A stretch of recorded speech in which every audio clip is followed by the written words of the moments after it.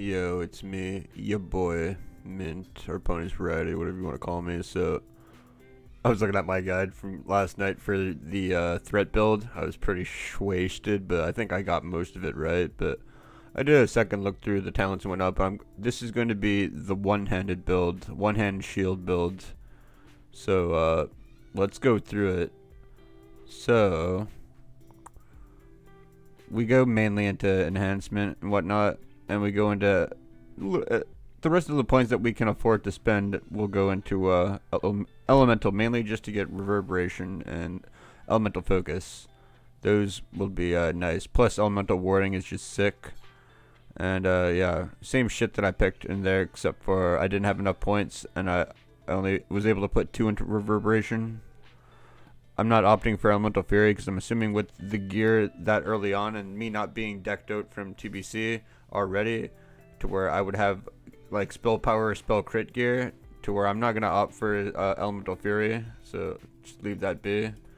So we go through like the main changes. We don't take parry and we don't take dual wield or level lash or like dual wield specialization. So this is very reminiscent of classic vanilla WoW Shaman tanking, where you're one hand and shield, but you've also got a little bit more like utility from the improved Storm Strike for helping with your mana management. Plus we've got water shields or whatnot for also mana management. Then we've also got Shamanistic Rage.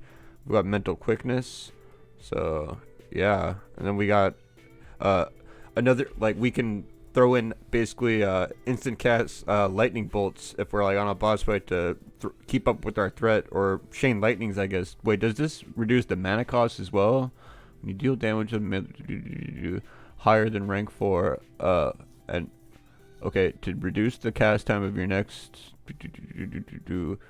okay, so it will still cost mana, but like there's also, we'll be like throwing in like instant cast lightning bolts into the rotation to make up. I mean, we'd already be doing that with the threat build, but you know, it's a little bit more buttons to press with more cooldowns. Got an offensive cooldown, a defensive and offensive cooldown with this, so it's like almost like classic WoW Shaman tank.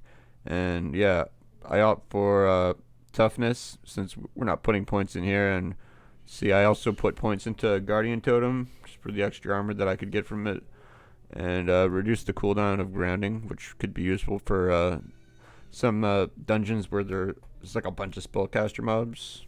Help like stop one spell, or help with the heals. So elemental weapons. By the looks of things, like I also forgot to do the glaives for the other video, but these are kind of something close to what you'd want for the threat build.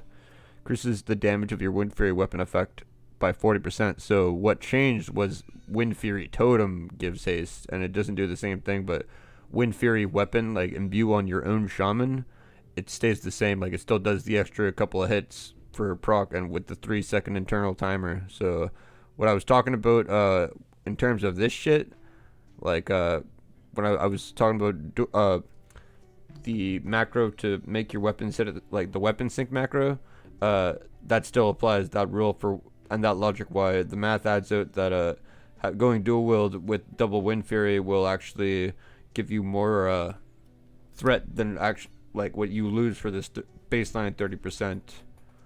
So yeah, and yeah, I was thinking I might go as far as 0. I was like, no, we're so far that these are actually so good, like regardless of your defense or offense build, they should always be taken. Same with mental quickness.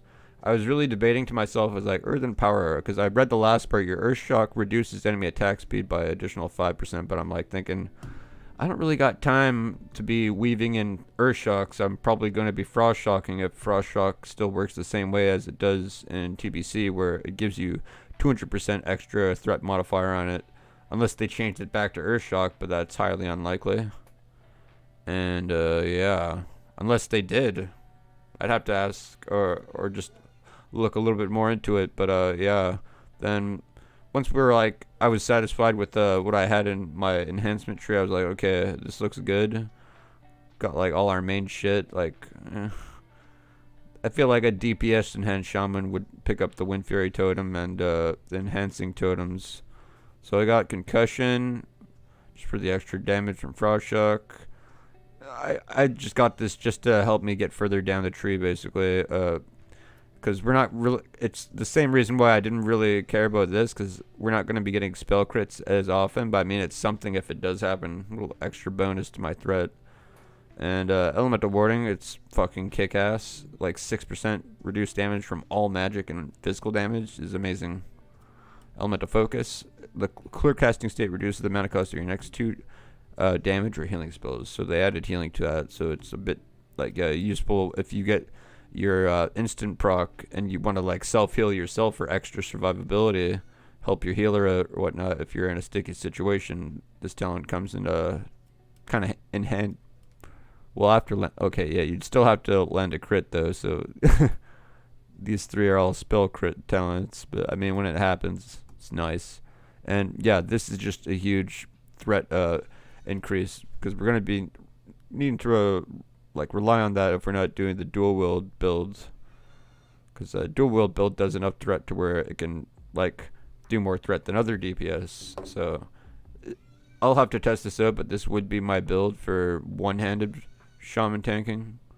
Probably would have to rock a dagger, and I'm assuming I guess rock biter on the dagger. If the rock, like I know rock biter got its threat taken away in TBC, and it's probably the same in what calls it, wrath.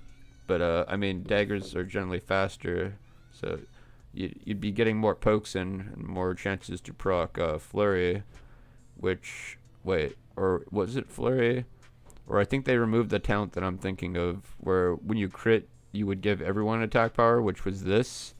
Increases all, like it's just a straight up buff now. You don't gotta proc it anymore. Unleash Rage used to be a thing you proc after you like crit, so it would like do a little bit of threat actually. When that was also part of what made dual wield good in TBC for threat output, was you could have like dual wield, and Wind Fury crits would also proc this. So it'd be, if it kept on getting constantly refreshed, it'd be like a what you call it, a warrior spamming battle shout in terms of like threat in the background that's happening behind all the other things that you're doing.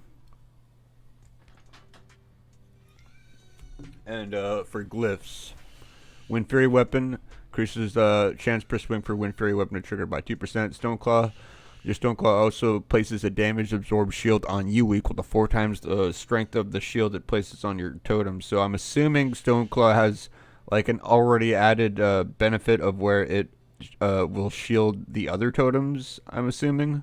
So it's gonna put an absorb shield on you. So that just seems like one of the only tank options I could really find when I was going through the major glyphs. And then Glyphophail Spirit just seems like a straight up I don't know if the wolves contribute to your own threat, but it's just like a DPS increase. Kill the boss faster, less the boss is hitting the shaman tank.